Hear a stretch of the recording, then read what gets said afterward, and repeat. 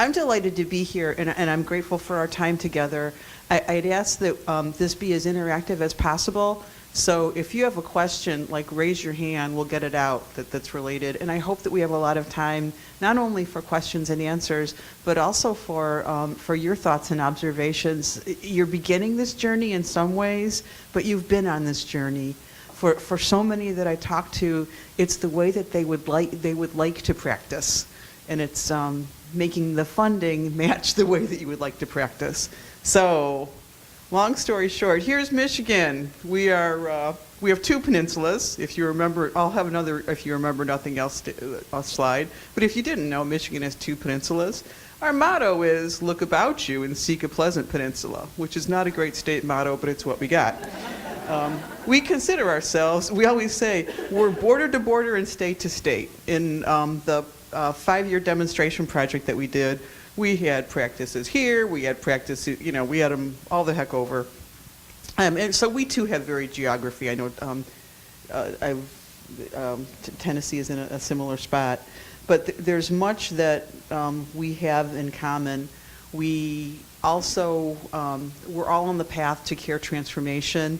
In Michigan, almost 100% of our Medicaid patients are also serviced by managed care organizations. So like Tennessee, we are all together in friends in watching this changing world of health policy and dynamics at all levels. And there's just a lot in common. But I'm hopeful that if, I always have a slide, I teach a graduate class in health insurance and payment. And it's everybody's favorite class. It's like, how do you keep these people awake? So I always have slides at the beginning of the semester and at the end of the semester with, like, please, if you remember nothing else, here are 3 really good things to remember. One of the things was about MACRA and the transition from volume to value. So, it was a special semester. But the whole things, if there are 3 things that I think are helpful in interchange. One is that data can be helpful. I mean, there's a path to understanding data, but data can be a valued friend in this transformation work. Second, in terms of transformation, one of the things that we have learned and we find so much goes back to is that workflows are really important, and defined roles, responsibilities, stewardship is really quite important. And finally, that you're in the right place doing the right work at the right time. There is really good reason to be very excited and to find joy in the work that you're engaged in. Well, we're going to start. So we teased apart that transformation is a journey, data's a friend, and there are reasons to be excited about this. We're going to start with transformation as a journey. I was talking to folks. I did some exploratory interviews before I traveled down to the nice city of Memphis, and I'm driving along, last night, like looking at things in Memphis, and there's like this big shalom, y'all, like temple, and I thought, wow, that is so fabulous. I like this place. So I've just learned a lot about your city. But transformation is a journey.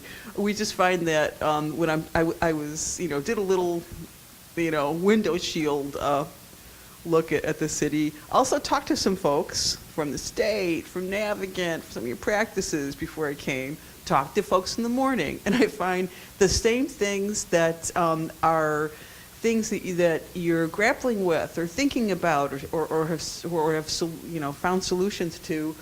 We're kind of in the same place. This whole role of the patients on my list or the members on my list, but that's not my number.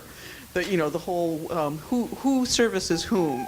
The whole coordinating the coordinators. It's often, and we were talking this morning, not an issue of I don't want to coordinate care for the patient.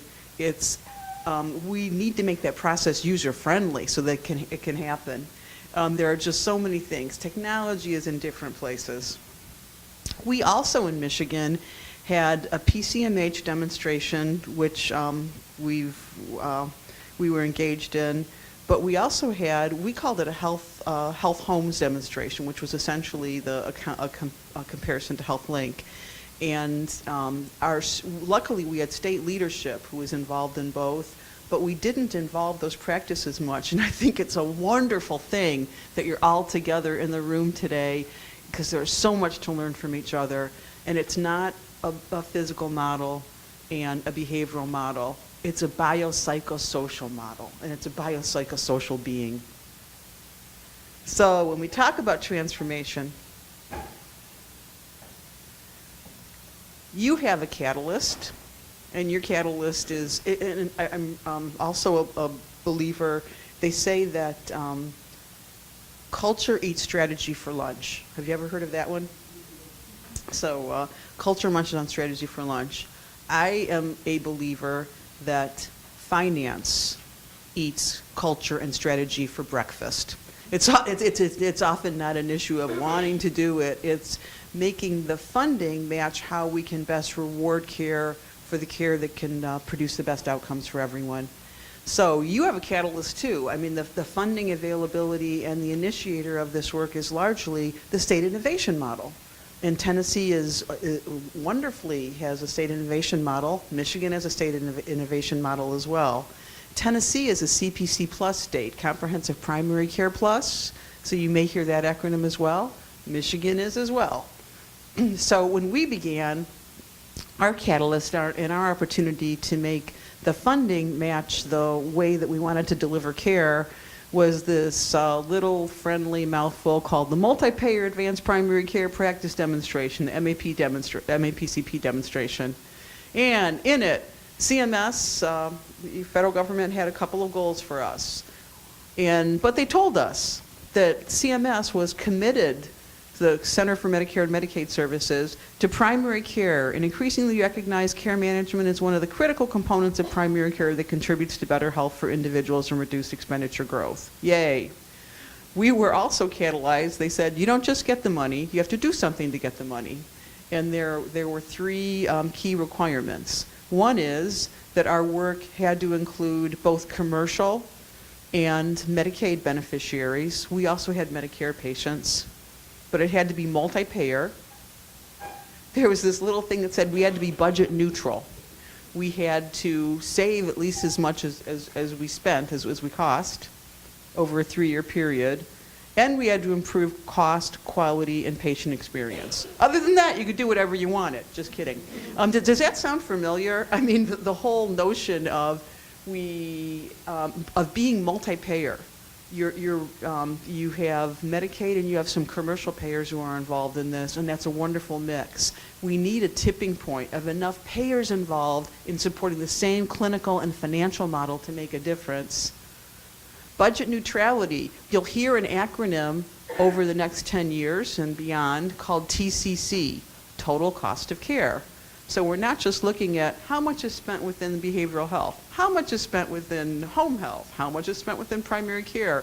We're looking at that bucket of expenditures over a person's life. And healthcare dollars are precious resources and have to be spent wisely. But at the same time, we need to afford the care that will bring people to the best quality of life. And we had state partners as well. You have other states that are involved in the state innovation model. And one of the things, not only do I find it delightful that you're all in the same room, behavioral health and primary health, meeting each other, learning from each other, you also have partners in other states. And we're here to share. I'm also here to learn. You're doing some wonderful work, and I'm eager to hear all the exciting things that you're doing as well.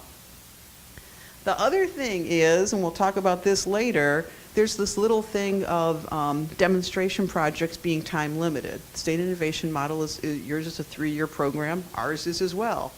But we want to make a business case so that we can sustain this as the way that we provide care to our patients. And through much gratefulness, we were able to do that in Michigan, and really are excited about other states doing it as well. And I have to tell you, I'm Catholic. I just have to tell you I'm Catholic. But the reason I tell you I'm Catholic is when we began this, like, you know, my dad had this experience with Crohn's disease back when, you know, back when they didn't have specialty drugs for Crohn's disease and all these other things. And I knew that changing healthcare was not an easy transformation, but not impossible. And when we began the work 6 years ago, I always wanted to take my dissertation to the priest and get it blessed. And I didn't. I thought, I can't take a dissertation. I can't, you know, I mean, he's going to look at me. So I got braver, and I had a book that we started about 5 months before we actually began. On January 1st, 2012, we were, you know, doing some planning and all this stuff. So I had this book, it was like this, of all of our Michigan primary care transformation projects, you know, challenges, issues, things we had to grapple with, our membership, da-da-da-da. And I took it to our priest to be blessed. And he did look at me like, huh? But he just went with me. And he's like, okay. And I'll tell you, that helped me so much in guiding the work forward. And I thought, man, God, you brought it through at the end of 5 years. But at any rate, one of the things that we did in this whole, and I believe that God wants this kind of care to be delivered. But anyway, in the MIPC work stream, so we had Michigan Primary Care Transformation Project, and in our work, one of the things that we did was to have a small administrative fee that not just state government or not just federal government paid, but all of our commercial payers paid. So we funded ourselves in a tiny little 3% budget, but we stretched that budget far and wide. And here I'm going to tell you a little bit about the inside of our project, kind of the infrastructure, and some thoughts that you might want to consider for the way that you approach HealthLink and that integration with your primary care practices. And this isn't the only, Michigan's way to do it isn't the only way to do it, but it's something for consideration, and we all learn from discussion together. One was, we had the state leadership and payer leadership made the final decisions, but they were informed by a multi-stakeholder steering committee that we had. So we pulled together a steering committee, and it had clinicians on it. It had administrative folks on it. It had employer representatives on it. And it helped us to guide our work and hear kind of the pulse of what was going on. And they had a sense, and they really were involved in governance and steering of the project. I'm a real believer that a community supports what a community helps to create. I also did something called annual visioning sessions. So I would take kind of groups like this, and we would get together for, you know, once a year, and we'd get a sense of where do we want to go together and what are our opportunities for the next year? What's on your mind? What are the challenges? What are the solutions that you're finding, and how can we share them? We also did some care team workforce development. We didn't have care managers in our work before we started, and we developed a team called the Care Management Resource Center who trained our care managers. So we had standardized training and continuing ed. And we had this little thing like you do of multi-payer data. So we had claims data, we had eligibility data, and because it isn't a lot of fun to get a list from this payer and this payer and this payer and this payer as a practice or as a clinic or as a site, we would cobble those together and provide them. We also did electronic notification of admissions and discharges. They call them ADTs. So a provider knew when a patient that was assigned to them was in an ED or an inpatient and could start care coordination. These are patient-centered models, whether you're in behavioral health or primary care. And I find it really interesting that when I visit many areas, there's all the good intent to involve the patient, but little opportunity for interaction with patients and incorporating patient input in decisions. So we had a statewide patient advisory council made up of real people who were served by the program, who helped us immensely, and we helped our practices who wanted to start their own patient and family advisory councils with some training to do that. We also had a communications mechanism, and it wasn't beautiful. The best title we could come up with was MIPCT Flash. I think we had a contest for it. I mean, we must not have given a prize, but that's what we had, MIPCT Flash. We had a website. We still have the website that's operational, mipct.org, if you want to troll it for any strange reason. But it was a way for us to get information to our participants, and it was a way to, we had an open mailbox, so if they had questions, or if they didn't understand something, or if they needed something from us, they had interaction. We had a model that guided our work, which dealt with getting the right care to the right patient, and it was a goal. We started with folks who were at higher needs, but certainly explored as we went on. But we also realized that the infrastructure, the technology was a part of the solution. Patients having access to care was a part of the solution. So this whole issue of transformation as a journey, and having faith in where you're going, and knowing that time over time you can really make drastic improvements. So if you remember nothing else, transformation is a journey. You don't get there in a day, but you can really get someplace, and you'll be amazed in 3 years where you go. And you know what you'll be most amazed about? You'll get on to a 4th year, because when you're vested in this work, you're successful in this work. But we also have data as a friend. And I don't think we're unique in that sometimes you start out and data doesn't feel like a friend. Data sometimes can feel like, an imposition. And, Elizabeth Kubler-Ross's 7 stages of death and dying. Well, there are 7 stages to data, too. So we begin with disbelief. That is not my data. The data is wrong. There's something. Who has felt like this? I have felt like this. So part of it is sometimes beginning with disbelief, and sometimes that's because you receive data, but you don't receive a lot of information about what's the source, what's the timing of the data. Help me understand a little bit about how frequently I'll get it, what it's supposed to be telling me. Then there's a building understanding. Then there's a here's framework of the data. Here's how to interpret the data. Here's who to go to if you have an issue with accessing the data, with utilizing the data. Then we do this little thing that's called improving the quality of the data. There are often ways to, I'm not just going to give you this data in green font. Don't worry, I'll give it to you in red font. That'll be better. No, you improve the quality of the data. Maybe there are 3 pieces of data that don't belong there. Actually, can I make a comment? Absolutely.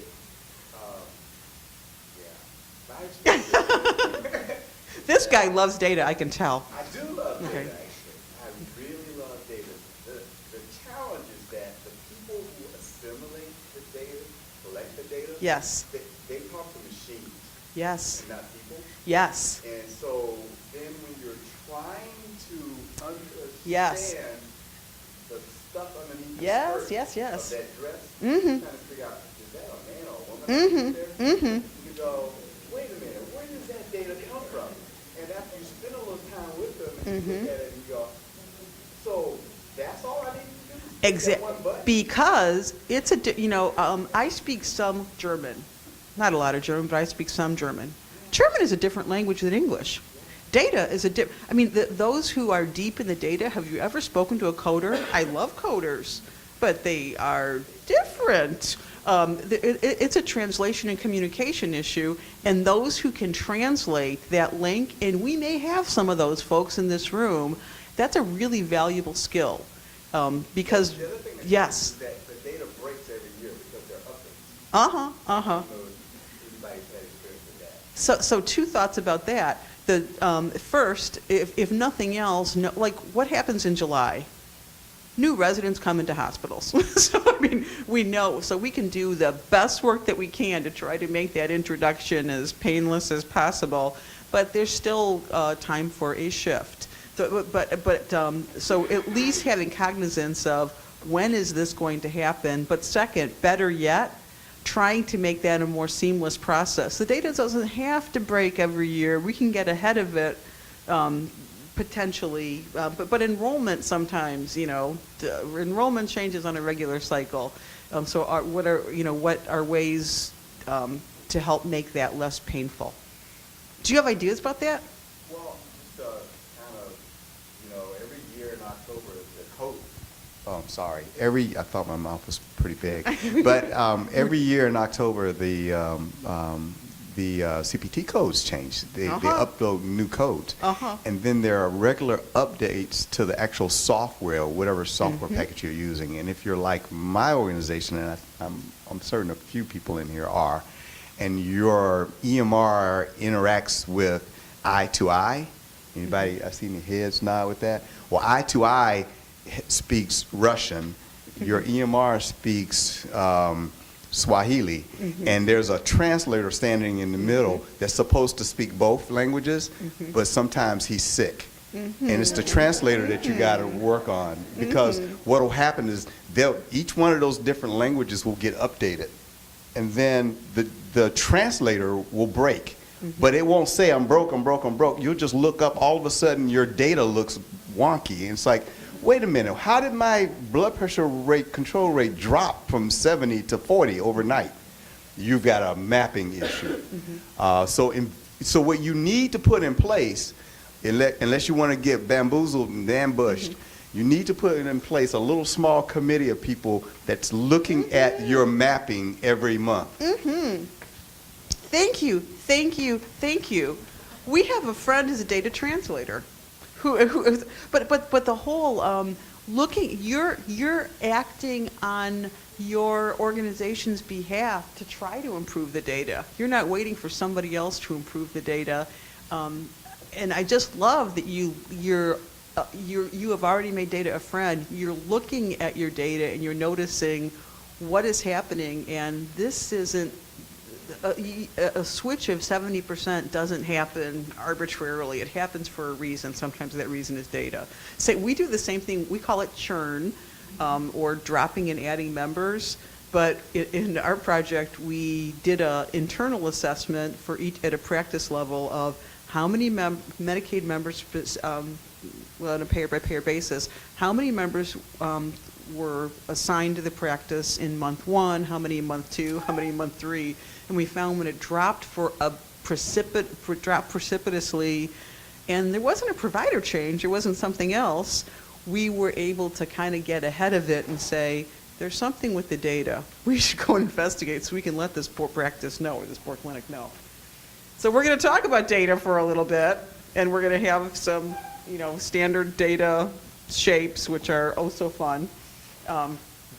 But in essence, one of the ways that we incorporate data or help to provide multi-payer data to our practices is to collect claims and eligibility from our payers, and we have 5 payers.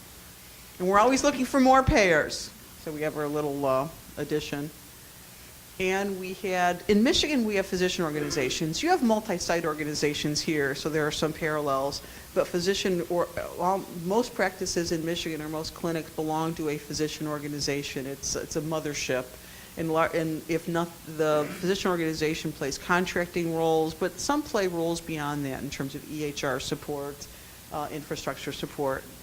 So we got ECQMs, electronic clinical quality measures, directly from our practices and physician organizations, fed them into our claims database, and we produced a multi-payer dashboard that the practices and clinics could access.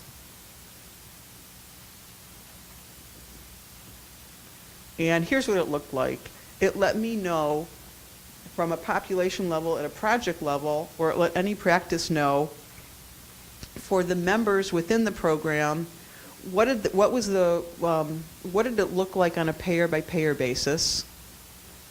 You know, Medicaid, Blue Cross, Blue Cross Network, Priority Health. We did risk assessment. Almost any risk algorithm will get about 20% of the unexplained variation out of the score. Probably won't get more, won't get less, but at least it's 20%. But it helps you assess who are those who are highest at risk and who might benefit from services. And we also gave practices a sense of, from the claims data, where the chronic conditions in the majority of the population were.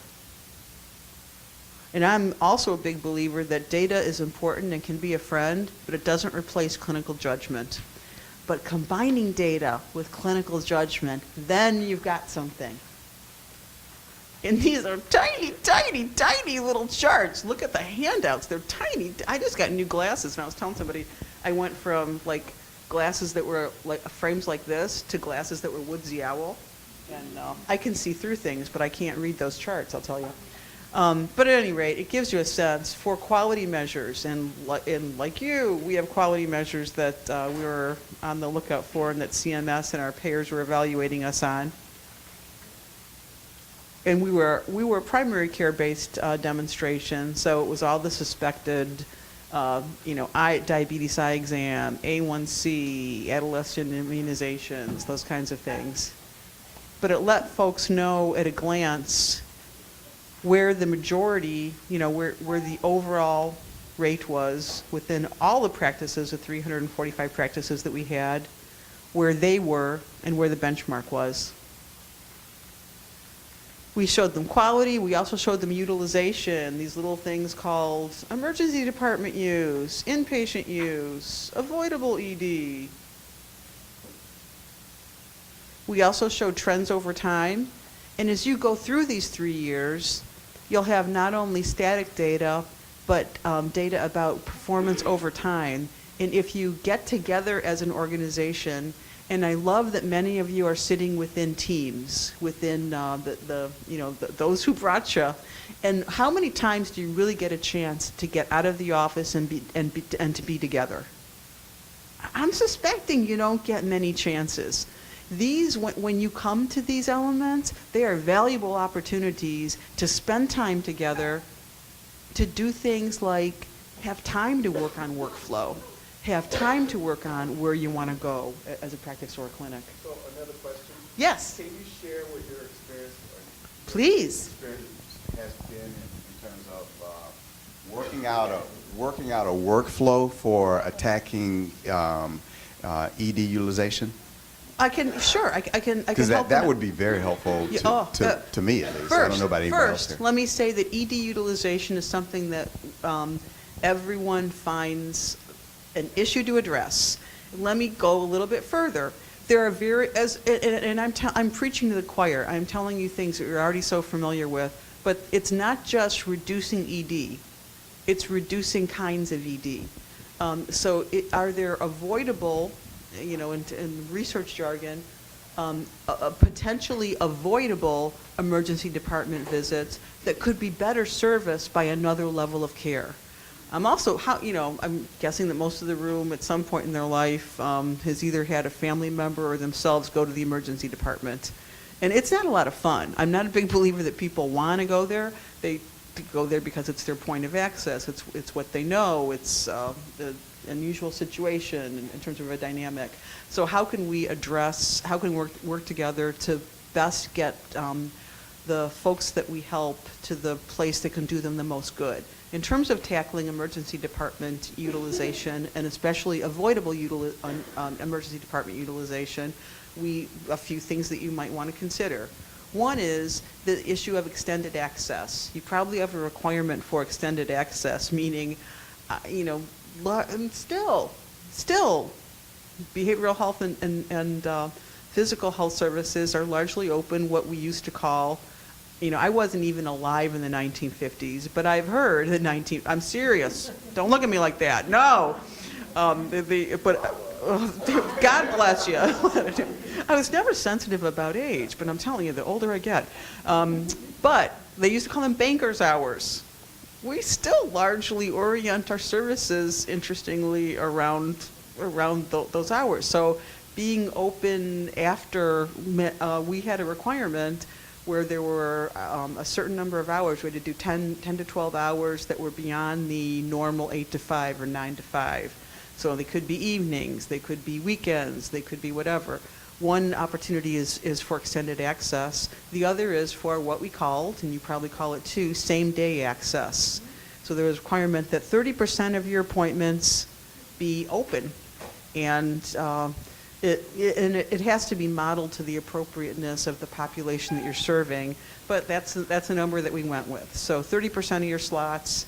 And some of our payers had programs where they'd go out to the practice and say, show me the schedule. Not often, but every now and then, so that we could get a sense that there was a fair and level playing field. So another is that same-day access. When people need care, can they get, and they would go to you, can they get to you?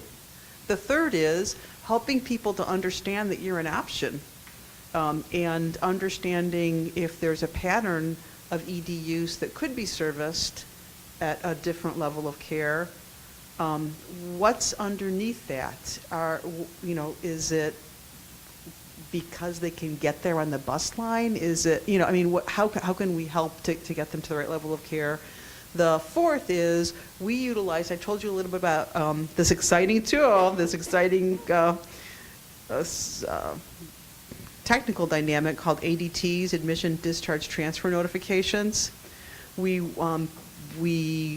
have a statewide health information network, and when we first started doing admission, discharge, transfer notifications, which are telling a provider who has responsibility for a patient, your patient is in St. Joe's emergency room. It was like, we worked with our information network, and it was like going across the westward journey in a wagon with square wheels. Like, it was, oh my gosh, every day there was something. Then we got round wheels. Then we got a car, and then we got a better car, so it goes along. But the whole opportunity to have technology that lets a provider know, or a servicing organization know, when someone is in an ED or in an inpatient facility, and helping them to reach out to start care coordination. And that also lets you look at patterns of ED use, so you know where it's happening. And the basic concept of motivational interviewing, of helping to understand and helping to listen and to learn about why patterns of behavior are patterns of behavior. So those are a few ways that we approached looking at the opportunity within avoidable emergency department use. But I'll tell you, data can be a heck of a friend in at least understanding what your level is and digging a little deeper. So we know transformation's a journey. Data can be a friend, and I know you're going to be a bigger believer in 3 years than you are now. We were too. But data can be a friend, but remember, data does not replace clinical and behavioral insight. When you marry the two, then you've got something. But third, I think it's so helpful to remember that there are really good reasons. You're in this at the right time. And you're at the cusp of something that is going to be really good for the people that you serve. And there are very good reasons to be excited about this work. We talked about CPT. Thank you. I didn't even line him up. Thank you so much. I must meet you later. CPT codes change every October. Why is that? And this is the land of acronyms. It's because something called the PFS, the physician fee schedule, changes about every, Well, absolutely. It's what codes, and we'll talk about this in just a minute, but as much as we talk about moving away from fee-for-service, most of our services in this nation are still provided on a fee-for-service basis. It's the money for piecework. So the physician fee schedule is the way that Medicare pays for professional services. And it undergoes updates every year. And I know when it comes out. The draft comes out in June or July. You have 60 days for comment. I do this whole project about understanding where they're up, about comment letters every year. It's an exciting life. No, really, it is. But in the physician fee schedule, we have changes to CPT codes and these things called G codes, but codes that underlie what gets paid. And one of the things that I found really encouraging is in the 2017 physician fee schedule, it was the first time that we really saw the primary care and the behavioral health worlds coming together, and CMS rewarding codes just for that coming together. So if you look at the 2017 physician fee schedule, there are codes for behavioral health integration. Now it's not just something that you do and you don't get paid for because it's the right thing to do. Now it's something that there are dollars behind. So there are some services related to behavioral health integration and the collaborative care model that now are paid for. What does this mean? It means that even though the SIM is a 3-year endeavor and a 3-year transformation journey, there's a path to sustainability. And there are reasonable monetary rewards for these new services, which I think is also certainly an opportunity. So there are reasons to be excited about this work. One is the world, the nation, is beginning to to change some of the funding streams so that these services and integration of the services especially is more rewarded. We spend a lot of money in this country on specialty care and very complex care, and a much smaller portion, a tiny portion, on primary care and behavioral health care. But you are in a powerhouse. You can do so much with the resources that are available. So, second reason to be excited about this work. The work that you want to provide isn't, I'm in my own little silo. You're wonderful people. You want to service those who come in the best way. And you want to expand beyond your silo and use the tools in hand. And we are moving from, often we're stuck in this volume-based reimbursement system. But the nation is moving from a volume-based system to a value-based system. And the work that you're doing is integral in letting this happen, which will allow you to practice in the manner that you find best. And we found that, like you, there are really 3 parts to the work together. There's population health status of the population, and trying to improve health status of the population over time. There's patient experience of care, and I love patient experience of care. Patient reports of care. What do I, these are questions that are so much more sophisticated than, overall, on a scale of 1 to 5, was your nurse helpful? If it's a 4, what does that tell me? How can I improve care for the next patient? When I ask a patient, did you get the results of your lab tests in a way that you could understand? That's a yes, no. I mean, that's I know, I can work on improving it for the next patient. So this whole opportunity of patient experience of care is the second tier of how we define success. And the third, this little thing called cost. And even though cost isn't everything, it's certainly a powerful marker. But it's those 3 things together. And we'd add a 4th. It's the provider, it's all of you in this room and your quality of life at work. So we think now about beyond the triple aim to the quadruple aim. But certainly when CMS, for example, defined success for us, we knew CMS was interested in quality measures and in utilization measures. But we knew that also that the way that much is evaluated and what would make headlines are the dollars. So we tried to use the dollars wisely where they could afford the most good. And because of Father Tom, the guy who blessed our project, and the goodness and diligence, we were able to produce good news at the end of 5 years. So, and we have already talked about, what we were able to do in Michigan, so I won't spend a lot of time on the specifics of the monetaries, but it's there if you need it. So, we talked about very good reasons to be excited about this work. What's another good reason to be excited about this work? We all know that business cases and being able to, the margin must fund the mission is an important part of this. And we were able to go from a demonstration project to a post-demonstration world pretty darn seamlessly, from December 31st, 2016 to January 1st, 2017. So this whole, you're not just in it for a 3-year project, you're in this to improve the quality of care, the experience of care on an ongoing basis. So we had our original 5-year demonstration. For a 3-year demonstration, we were able to advocate for a 2-year demonstration along with 6 other states.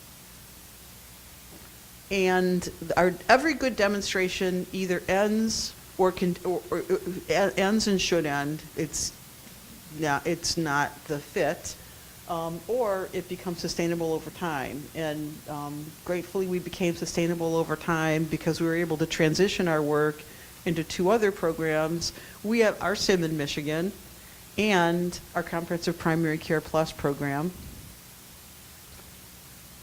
So we're able to maintain many of our core services, that whole emphasis on a multi-payer platform, and transformation over time. We're now servicing a larger number of practices and clinics, which we're delighted about. But these 3 concepts, data can be a friend, and understanding data and have folks who can act as translators is extremely important. The transformation is a journey, but it doesn't happen without us working on workflows together, without having defined roles, responsibilities, and stewardship. I'm also a big believer that the person who greets patients or members in your office is as important as that top. I'm serious. Is as important. I don't want to.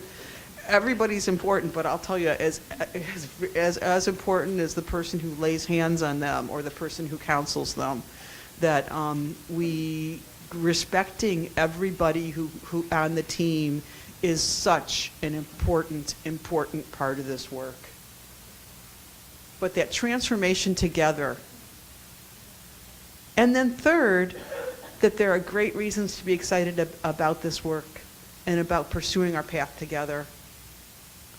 I hope you also remember that listening to patients and members, taking the time, there was a study that was marketed about 23 years ago, and it hasn't changed much. When a patient, they did a little time study of a patient entering a primary care office, and they found that that patient had 26 seconds until they were interrupted to tell their story.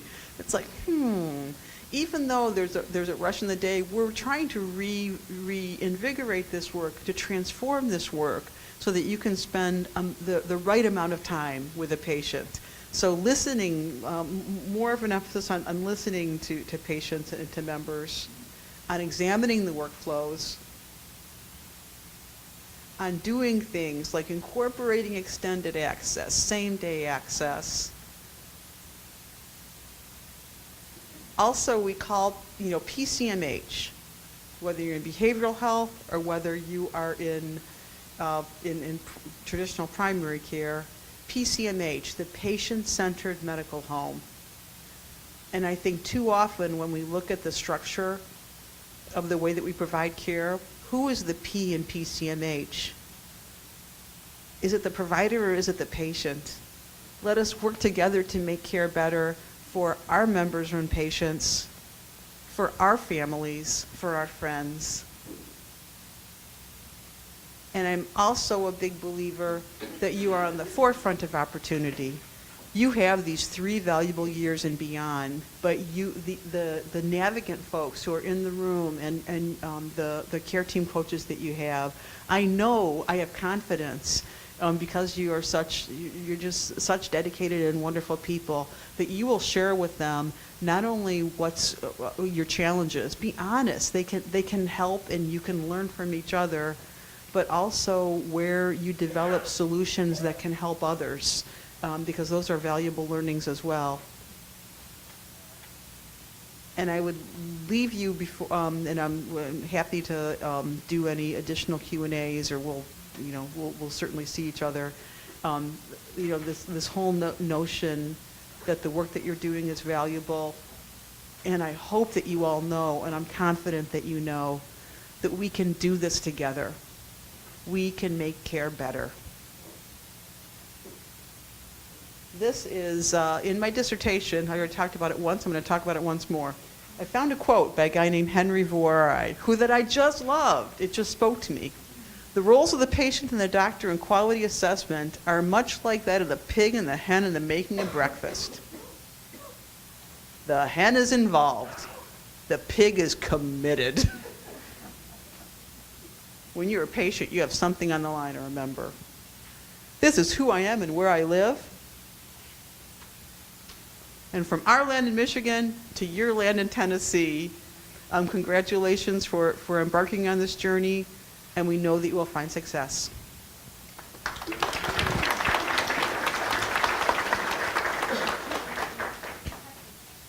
Absolutely. I wondered, did Michigan receive expanded Medicaid funding? Here's what happened in Michigan. In Michigan, for our first we're an expansion state, so we did gratefully. We now have we call them Healthy Michigan, but we have members who are here because of the Medicaid expansion.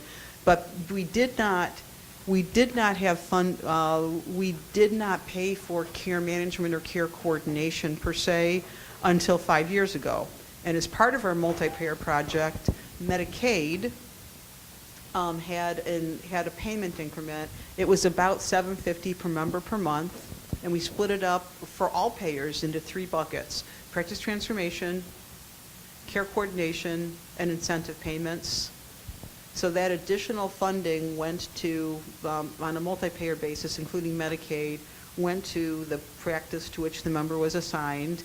And then the numbers that I showed you, the how much do you spend versus how much do you save in total cost of care, we were able to make the balance work. So we did receive, prior to 5 years ago, we didn't have the funding for care coordination that the demonstration project afforded, and now that incremental Medicaid increase is continued on in our SIM.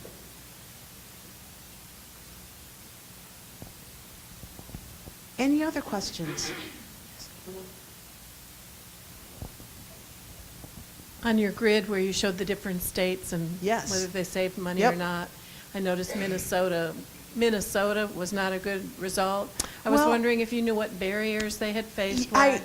That's a really interesting question. Minnesota is an interesting state. They didn't go on from the 3 years to the 5 years, and I think a couple of things. I think that there were probably some internal dynamics, perhaps, but if you look at Minnesota, apart from that demonstration, they have a really interesting model. At least in PCMH, their state designates PCMH practices. So they have state teams that go into practices and do the assessment. For us, for you all, I mean, you're looking at NCQA level 2 or level 3. You have other options for PCMH designation, but Minnesota has had a history of a very involved model. So I think that's a great. It's a great question that I would love to. I also am very curious about. So I don't have a great answer to it. It was curious to me as well, but perhaps there were dynamics. Yes? Oh, awesome. What happened was, I'm Betsy Walton with Navigant. I worked at CMS in the MAPCP project, and I'm from Minnesota. So, Oh, excellent. What, where in Minnesota? What? Yes, I am. Where in Minnesota, though? St. Paul. St. So- Paul, which is not the Twin Cities. You can't call St. Paul Minneapolis. I know that. No, that's I correct. have a friend in St. Paul, and And it's there's a like- river in between Yeah. that makes that line. But what happened was, there was certain compliance requirements from all the payers, and they didn't agree to comply on the Medicare side. But the state did successfully move forward and did implement a PCMH program. They do have a payment. The MCOs are involved. They're also embracing a bunch of other stuff. But basically, it was non-compliance by one of the biggest plans. But it did work at the end of the day, just not Awesome. within the model the way they wanted it to. Great to have folks in the room who are from all these different stakeholders. Hi. I don't know if I'm supposed to ask a question, but I have one. I'm kind of asking on behalf of some of the Absolutely not. Just Thanks for your talk. I thought it was really great. I've heard this from a lot of providers, so I hope I'm asking on behalf of them. But what was your experience in Michigan when you came across that issue that you touched on, where there's a lot of members in your list that have been assigned to you, but they never come in? You've never seen them. You can't get a hold of them. And you want to improve their care. But, I just wonder what your experience in Michigan was with those types of patients. we did a couple of things. Oh, and I also should mention the coordinators. I hope I don't forget that. But in terms of this is not my patient.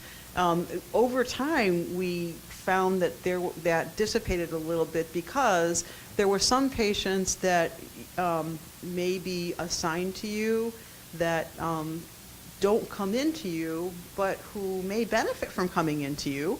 So just looking at, it's a patient in my population that has a need, I should at least explore. So we found some practices willing, and we did scripting even for the reach out calls, of actually making it more comfortable and more okay for a practice to reach out to a patient. And the more scripting and the more practice that they had with that, the more success. The other is, this whole issue of telephone numbers that aren't the right telephone number, and that's something that can only be approached over time. We didn't find a magic solution to better telephone numbers. We found that there are some opportunities with Medicaid re-enrollment and getting information, but at least tackling the data over time, but realizing too that I'm not just responsible for those who come in and see me every day. It really is okay, and there are ways that other practices have done it. It often involves scripting. It sometimes involved interaction with other patients and members in the office. So I don't know but that's one thought. The other is, I know another thing that we struggled with and continue to aim to get better at is we call it coordinating the coordinators. So we have these folks in behavioral health who want to do great things. We have these folks in primary care practices that want to do great things. We have these folks in long-term care facilities who are, and it's like it's not for lack of. I'm just not going to do it. I don't care if the patient. It's for lack of who do I call? And what we did in Michigan as a start was to get I will never forget this. We had some meetings, largely like this, where we had our Medicaid health plans in the room, not just the Medicaid health plan, but the people who were responsible for care management or case management, who were the case management or care management folks from the plans, and we had our practice care managers, and introducing those two worlds, and then we created, and it wasn't the end-all be-all, but it was a start. We did a list with, if you're in this practice, here's the care coordinator you can call. Here's a real person with a real name. If you need to reach out, if you have a member who is a Blue Care Complete member, who patients managed by many, many, many different care coordinators. Here's who you, care manager in the practice, can reach out to with the plan. That was at least a start, and we physically updated that telephone list like every 3 months. And again, it was better than what we had. And now we have a electronic, our health information network is trying to get a new use case off the ground, and it's called Coordinating the Coordinators. So it's an electronic way to provide, because there are care coordinators in long-term care facilities. There are case managers in inpatient facilities. There are care coordinators in offices. And it's like, how can we, it's not that these people are trying to be difficult. It's that they don't have 9 hours to spend on looking up, calling, 50 people. It's we have to work together to make it easier for the care to be coordinated. One last I have a question. Sure. First of all, I certainly appreciate your presentation and the perspective from Michigan. And to your point about transformation as a journey, here in Tennessee, we're transforming as well. And I've worked for a behavioral health provider, and one of the good things that's happening as part of this process is that behavioral health providers and primary care providers are beginning to talk to one another. We have a long way to go, but the conversation has begun. So I'd be curious to know how you worked through that process in Michigan, and then to a larger point, in the aspect that transformation is a journey. One of the things that's been a challenge and an opportunity here in Tennessee has been this business about data, and I do believe that data can be a friend, but there's also this concept of data integrity. and so when we try to make projections and judgments and decisions for financial streams and that sort of thing, one of the things that we have found is that there's been a different language between behavioral health and primary care, especially with the data capture. Because here in Tennessee, it's all claims-based, as I guess it is elsewhere too.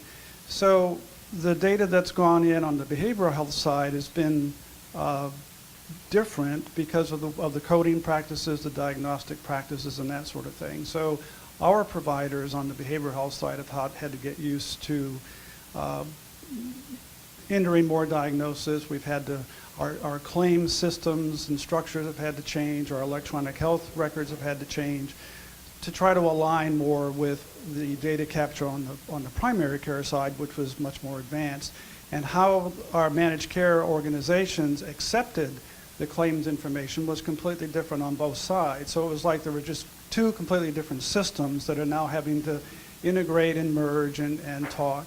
And there are lots of collaborative discussions taking place here in Tennessee. But I'd be curious to know what your experience was in Michigan and what sort of, how did you overcome those barriers? Did you have a similar type of system in Michigan where the behavioral health providers were quite different and operated under completely different systems? Thank you. That's a great question. You have such a studied way of taking a very complex issue and making it approachable and communicating it, and I just applaud. And this guy can be a friend to those in the room. Seriously, at helping that journey to transform. You have. I would love to talk to you for 2 hours about just this very topic, because this is an issue. I mean, Michigan is on the path. I mean, this is not something. The behavioral health, primary care integration is something that we're getting more into now, largely with better acknowledging social determinants of health. We had focused so much for our 5 years, and we had to start to make a business case, so we did it with the medical model. And now we're evolving into a biopsychosocial model, and as a start, better understanding those social determinants of health so that we can approach some of those behavioral health issues. I think another thing that was a little bit of had been a limiting factor for us in the past is funding to, we talked about in 2017, CMS introduced these new codes to help behavioral health providers talk to primary health providers, and that whole notion of margin funds mission. And so now I think more of that work can continue. In Michigan, we've also had another thing that has been existent in that sphere, and it is traditionally we have had two different funding streams between managed care organizations and community mental health.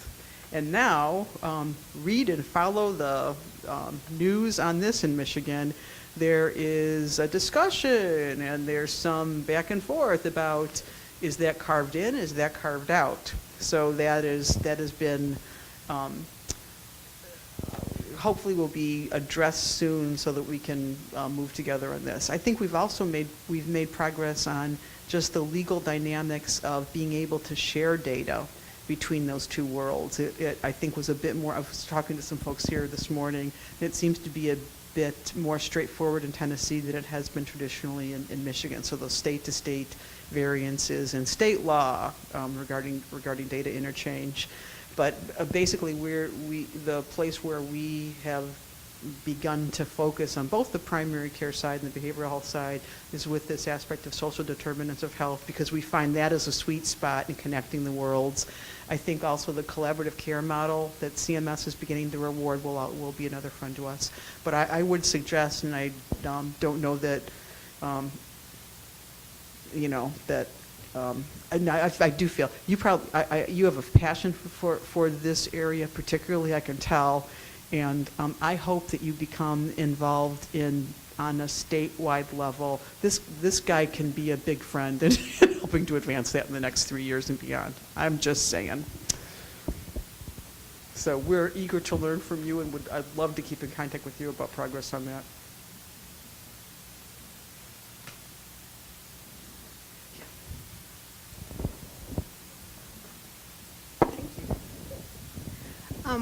Part of the patient-centered medical home primary care model and core activities centered around improving the members' experience and certainly the family members' experience. I know you talked about the statewide council, a patient advisory council in Michigan. Can you kind of share a little bit about what that training model includes and just kind of elaborate on that? I'd love to hear more about it.